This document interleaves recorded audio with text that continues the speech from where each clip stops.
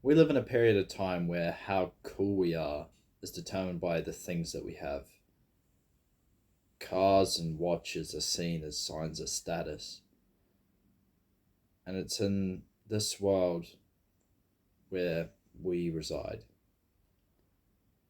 It's only natural for this because we desire that status and stuff that we're gonna gravitate towards those things that give us the status we're looking for. But the thing is,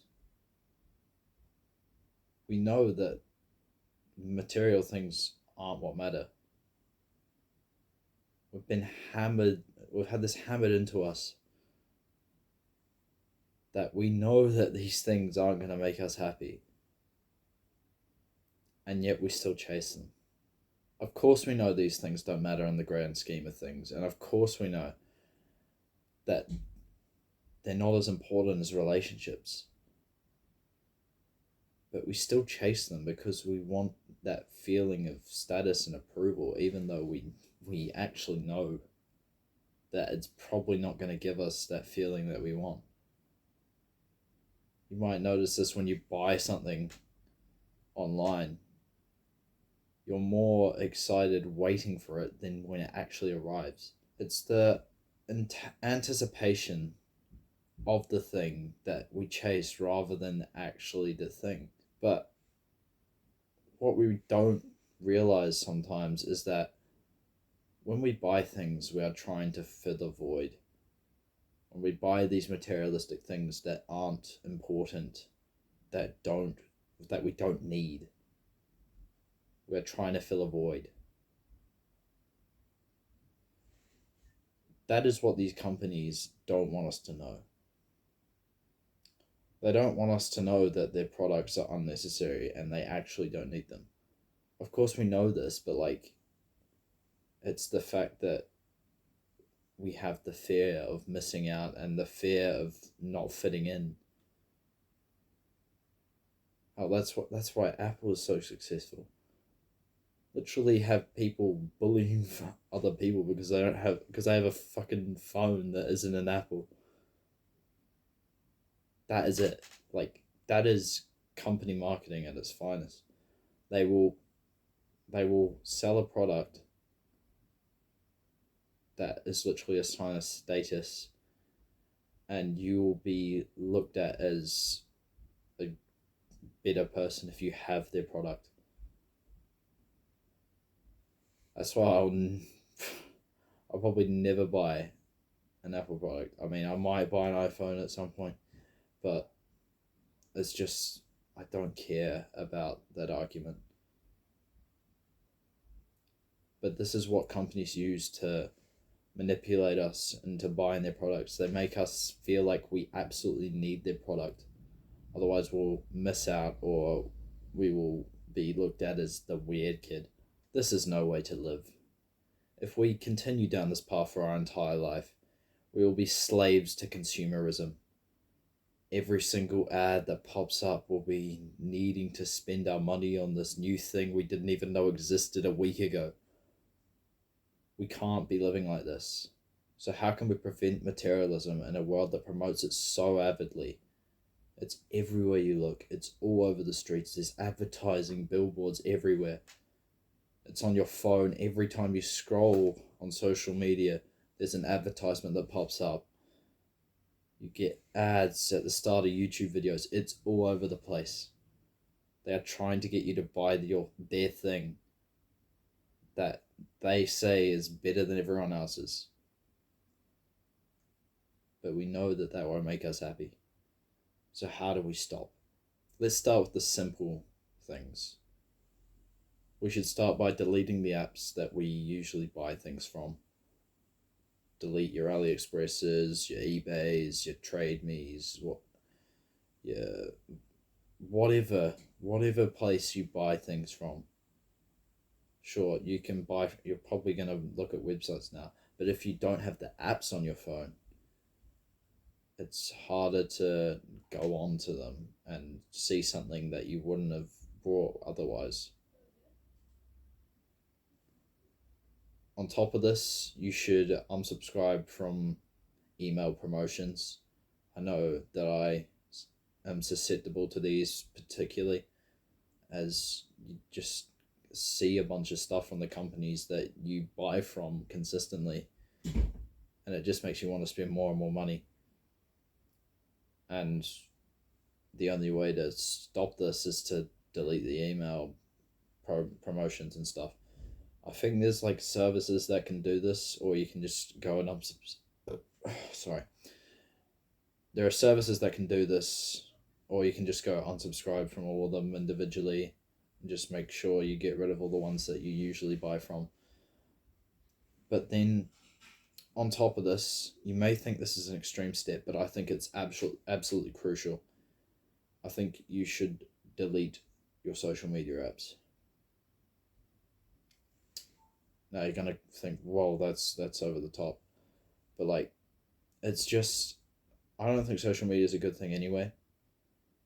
But even so, it's the fact that when you're on social media, you see these celebrities and they are effectively just billboards for your favorite brands. You see a celebrity in a post and they're holding a certain product, and you're like all of a sudden thinking, I want that product now because he has it, so it's a cool thing, obviously, so I have to have it now. It's this sort of celebrity influence and advertising that makes us desire all these extra things that we don't need. When we don't have these apps installed, we can no longer get tempted to buy things just randomly. Sure, we might get thoughts in our head, or we might see people on the street, but we're not as likely to see the people that we like respect as celebrities and stuff have products that we would otherwise not buy. So it's all about just reducing the input so that we don't see as much new things. Because if we don't see as much, then we're not going to spend as much. Now, what if we do get a desire and we are looking at buying something? Well, we should use a framework like I have mentioned in another video. This framework that I like to use, I used in the example of a Ferrari in the other video on purpose, but it doesn't need to be an expensive thing. It can be just your normal everyday thing. You should go through a framework of asking, where did I get this desire from? Why do I actually desire this thing?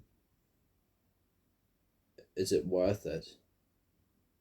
And then just have some further questioning from there in the context of whatever it is. So for example, I fall susceptible to clothing a lot. And I think I just like clothes.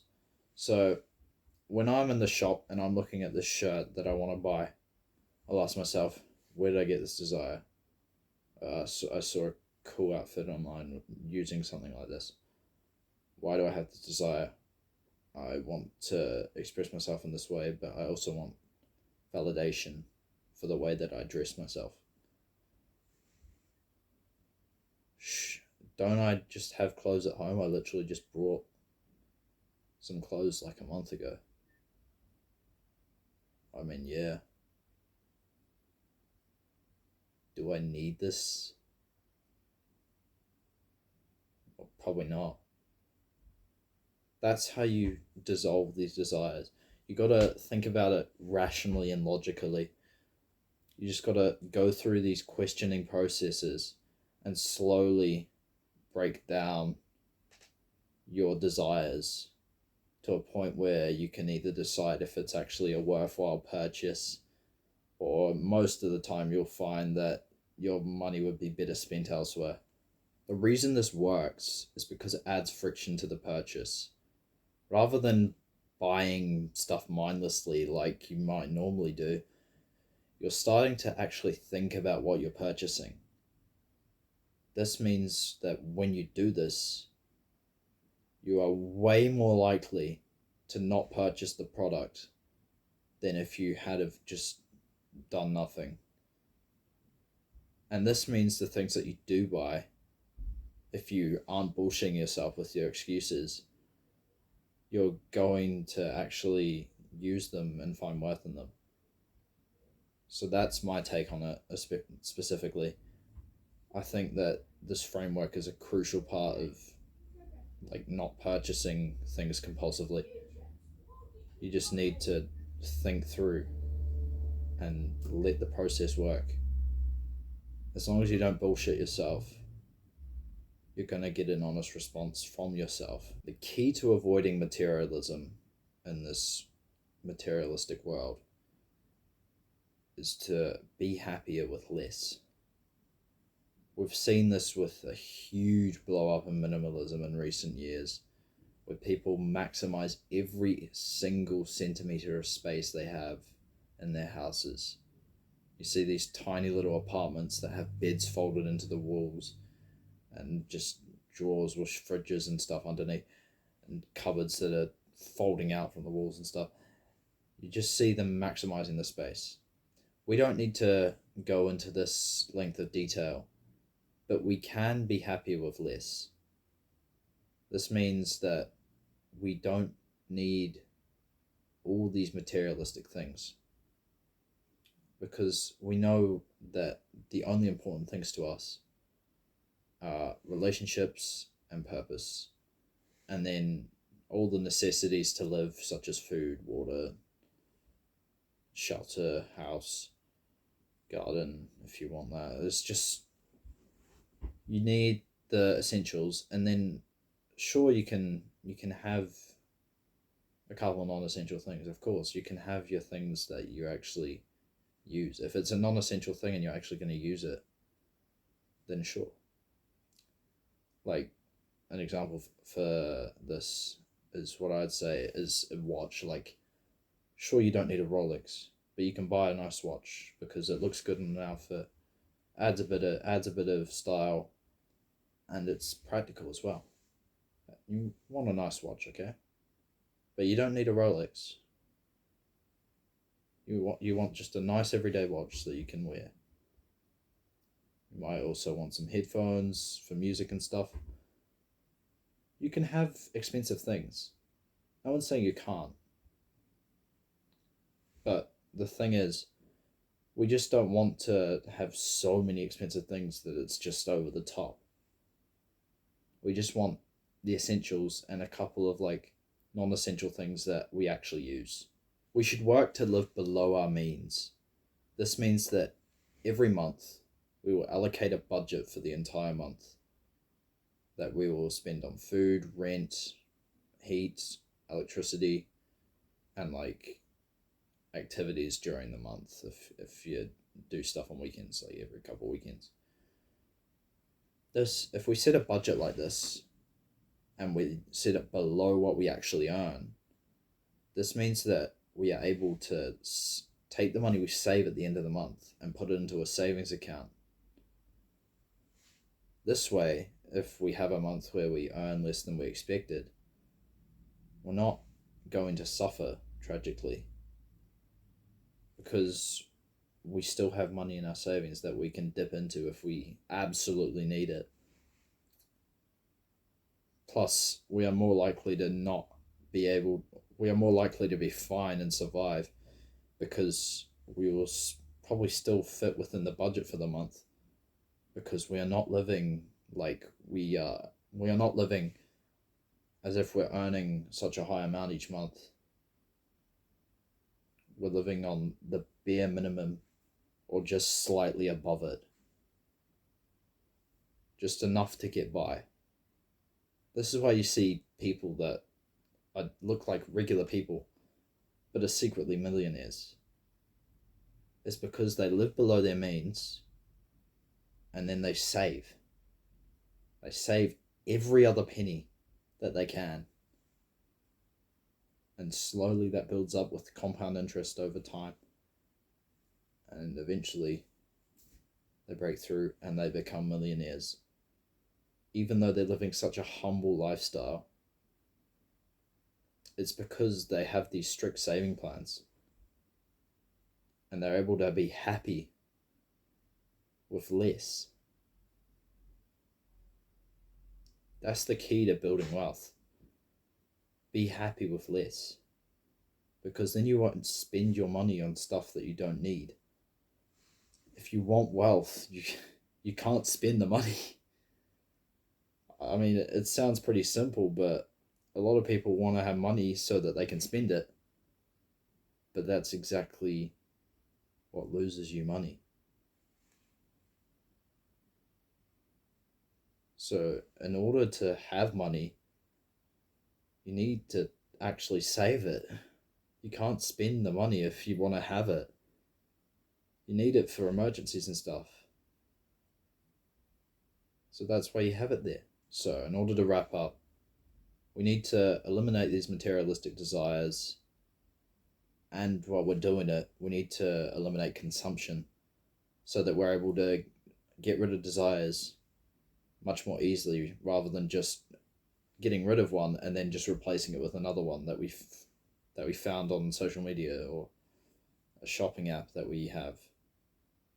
After that, we need to start to put a plan in place to live below our means.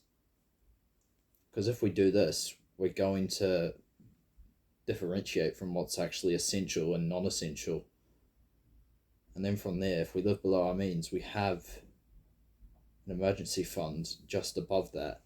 So if 1 month we have a dip, we can give a bit of that if we absolutely have to. But even if we do have a dip, it'll probably still be enough for us to live on for the month. And that's the most important thing. Just having enough money to live and living a humble lifestyle means that you will be happy.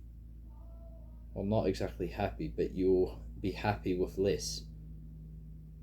Because if you live a humble lifestyle and don't rely on materialistic things to bring you happiness, then you're going to find happiness easier to find through other sources that are actually important. So think about your desires logically and eliminate them,